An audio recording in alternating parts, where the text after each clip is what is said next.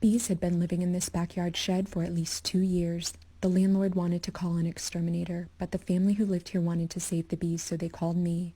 When I lifted up the floor, I found a huge hive full of gentle bees. The hive was so big I had to remove another section of floor to access the entire thing. Then I started removing the hive. Whatever I removed from the original hive went right into the new one so the bees would have everything they need to survive. After I removed all of the comb, I started scooping bees into the new hive. As soon as I put the bees by the new hive, they marched right in. Then a stream of bees began running out from under the floor into the new hive. So I waited and watched to see if I could spot the queen bee in the crowd. After about 15 minutes, she appeared, so I put her in a clip to keep her safe. Once the queen was in the new hive, some bees began sending signals to help the other bees find their way home.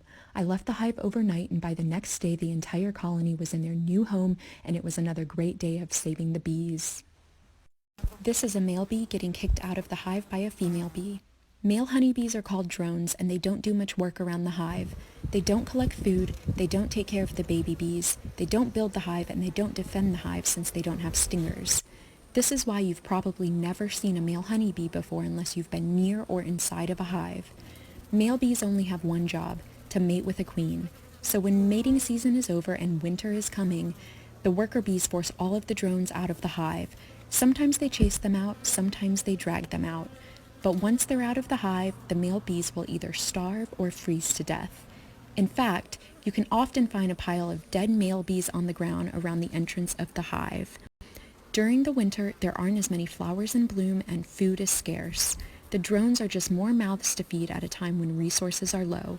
Since they're no longer making significant contributions, the female bees have to get rid of the males for the survival of the colony.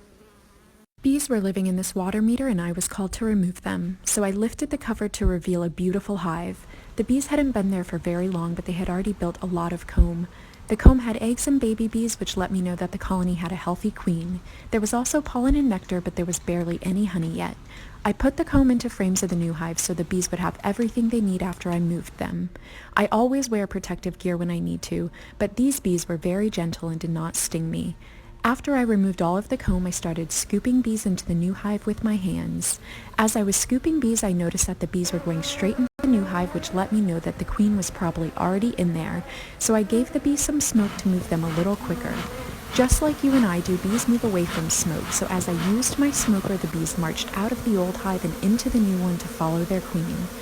I waited for all the bees to get into their new hive, then I closed up the hive, loaded it into my truck, and it was another great day of saving the bees.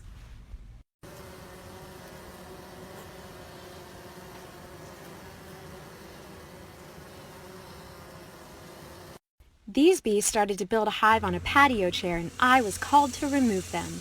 The first thing I did was lift the cover of the chair to reveal a beautiful beehive with thousands of honeybees. I started to carefully remove the hive from the side of the chair, always looking for the queen bee every step of the way. As I removed each piece of comb, I put it in wooden frames of the new beehive using rubber bands to secure it for transit so that the bees could use it later on. There was a lot of comb, but also a ton of bees. So I used my hands and started scooping bees into their new hive while looking for the queen. Soon enough, I found her. Do you see her in there? She's the largest bee in the hive. There she is. I put her into the new hive and all the other bees started to go right in since they wanted to be with their queen.